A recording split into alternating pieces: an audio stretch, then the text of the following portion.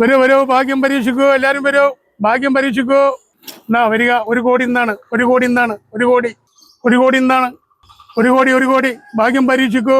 1 കോടി, 1 കോടി ഇന്നാണ്, 1 കോടി, 1 കോടി, 1 കോടി ഇന്നാണ്, ഭാഗ്യം പരീക്ഷിക്കൂ. കേരള ലോട്ടറി, കേരള ലോട്ടറി നറുക്കെടുപ്പ് എന്നാണ്, ഭാഗ്യം പരീക്ഷിക്കൂ, ഭാഗ്യം പരീക്ഷിക്കൂ. അടിക്കാതെ കുട്ടി, ഞാൻ അടിക്കുന്ന ടിക്കറ്റ് മാത്രമേ ബുക്കുള്ളൂ. ഭാഗ്യം പരീക്ഷിക്കൂ, പരീക്ഷിച്ചോളൂ, ഭാഗ്യം പരീക്ഷിച്ചോളൂ. ഇതാ ഇന്നാണ്, ഇന്നാണ് കേരള ഭാഗ്യക്കുറി, ഇന്നാണ് കേരള ഭാഗ്യക്കുറി. ഇതാ ഇന്നാണ് നറുക്കെടുപ്പ്. ഇതാ കേട്ടോ, 1 കോടി, 1 കോടി, 1 കോടി, 1 കോടി, 1 കോടി, ഭാഗ്യം പരീക്ഷിക്കാം. 1 കോടി, 1 കോടി. ഇതാ ഇന്ന് 3 മണിക്ക് നറുക്കെടുക്കും. 1 കോടി, 1 കോടി ഇന്നാണ് കേട്ടോ നറുക്കെടുപ്പ്. 3 മണിക്ക് നറുക്കെടുക്കും. ഹലോ, 1 കോടി, 1 കോടി. കാക്കോ, ഒരു ടിക്കറ്റ് എടുത്തോളൂ. ഹലോ, ഇതാ ഭാഗ്യം പരീക്ഷിക്കാം. 1 കോടി, 1 കോടി. കാക്കോ വരൂ, ഒരു ടിക്കറ്റ് എടുത്തോളൂ. ഓനോട് ചോദിച്ചാൽ നിങ്ങളെ ഭാഗ്യം ഒന്ന് പരീക്ഷിക്കാം. 1 കോടി. കാക്കോ, ഒരു ടിക്കറ്റ് എടുത്തോളൂ. 1 കോടി ഇന്നാണ്. 1 കോടി, 1 കോടി, ഒരു ടിക്കറ്റ് എടുത്തോളൂ. ഞാനേ സംഗതി ഭാഗ്യം പരീക്ഷിക്കാൻ തന്നെ വന്നാണ്. ടിക്കറ്റ് ഒക്കെ നമുക്ക് എടുക്കാം. എനിക്ക് വേറൊരു വിവരം അറിയണ്ടേ. എന്താണ്? ഞാനേ ഒരു കല്യാണാലോചനയായിട്ട് ബന്ധപ്പെട്ട ചില അന്വേഷണങ്ങൾ നടത്താനാണ്. നമ്മുടെ കുട്ടികളാകുമ്പോ നമ്മള് വേണുള്ളതൊക്കെ ഒന്ന് അന്വേഷിക്കാനും പിടിക്കാനൊക്കെ. 1 ദിവസം കൊണ്ടോ 2 ദിവസം കൊണ്ടോ തീരണ ഒരു ആയുഷ്കാലം മുഴുവൻ ജീവിക്കാനുള്ളതല്ലേ. അപ്പൊ ഞാനേ ഒരാളെ പറ്റി അന്വേഷിക്കാനാണ്. നമ്മളെ പുളിയാർമല അസൈനാറ് മകൻ മുസ്തഫ.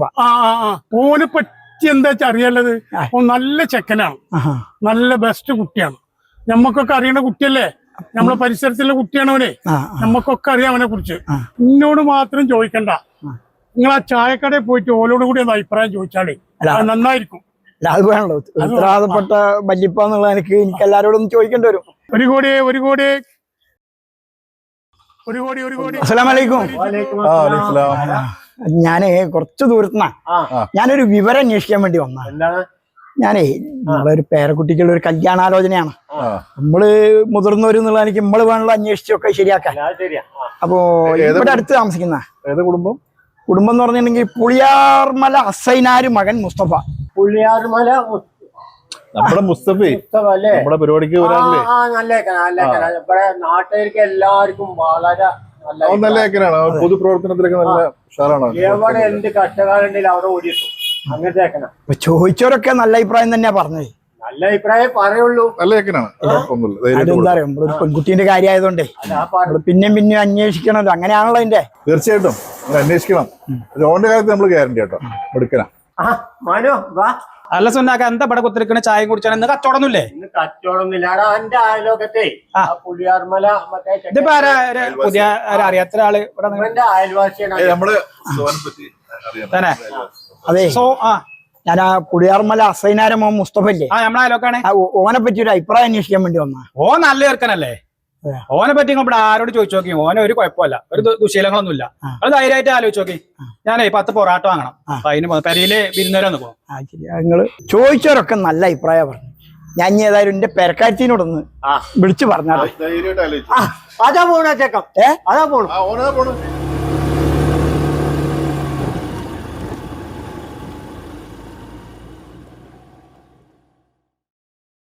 ഓൻ തന്നെയാണല്ലോ അല്ലേ? ആ ഓൻ തന്നെയാണേ. നിങ്ങക്ക് ഉറപ്പല്ലേ? ഉറപ്പാണ് കാക്കു, അതാ ഓൻ തന്നെ പോണതേ. അപ്പൊ നിങ്ങളാ അങ്ങോട്ട് തിരിഞ്ഞു അതേ പയച്ചത്. ഓൻ ഇങ്ങനെ തന്നെ സ്ഥിരം പോല്? ഓൻ എപ്പോഴും ഇങ്ങനെ തന്നെ പോക്ക്. അപ്പൊ ഓന് ഹെൽമെറ്റ് വെക്കാതെയാണ് സ്ഥിരം യാത്ര അല്ലേ? ഹെൽമെറ്റ് വെച്ചിട്ടില്ല അല്ലേ? അത് അവൻ വെക്കില്ല കേട്ടോ. ബാക്കി നാട്ടിലെല്ലാരും ഹെൽമെറ്റ് വെക്കലുണ്ട്. ഓനത് കണ്ടിട്ടില്ല. അതെന്താ വെക്കാത്തത്? മുടി കൊഴിച്ചില്ല അങ്ങനെ എന്തോ ഞാൻ ചോദിച്ചിരുന്നു ഒരിക്കൽ. മുടി കൊഴിച്ചിലായിട്ട് എന്തോ അതൊരു പ്രശ്നം പറഞ്ഞു. അത് ശരി. അപ്പൊ മുടിക്ക് വില കൽപ്പിക്കണോന്നാണ് അല്ലേ? മുടിക്കാണ് വില. ഹലോ ഹലോ, എന്താണ് ഫോൺ എടുക്കാത്ര താമസം? സൈലന്റിലായിരുന്നു, ഞാൻ അപ്പുറത്തായിരുന്നു. അതെ, ഞാൻ ആ വിവരമൊക്കെ അന്വേഷിച്ചവർക്കൊക്കെ നല്ല അഭിപ്രായമുള്ളൂ. തന്നെ? ഓൻ കള്ളും വെള്ളമൊന്നും കുടിക്കൂല, ഇടിയും വലിയും ഒന്നുമില്ല. പക്ഷെ ഓനോന്റെ ജീവന് വില കൽപ്പിക്കാനില്ല. അതെന്തേ? ഓൻ ഈ 2 വീലറിലൊക്കെ പോകുമ്പോ ഹെൽമെറ്റ് വെക്കാതെയാ പോണത്. നമ്മളെ ജീവനായിട്ട് പോറ്റിയ കുട്ടിയാ. അതിന് ഓന്റെ കയ്യിൽ ഏൽപ്പിക്കുമ്പോ സ്വന്തം ജീവന് വില കൽപ്പിക്കാത്തവന്റെ കയ്യിൽ എങ്ങനെയാ മറ്റൊരു ജീവനെ ഏൽപ്പിക്കുക?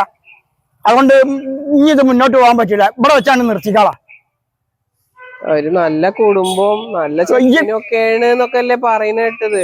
നല്ല ചെക്കനും നല്ല കുടുംബമായിട്ട് കാര്യമുണ്ടോ? ജീവന് വില കൽപ്പിക്കാത്തവൻ എങ്ങനെയാട്ടോ പെണ്ണു കൊടുക്കുക?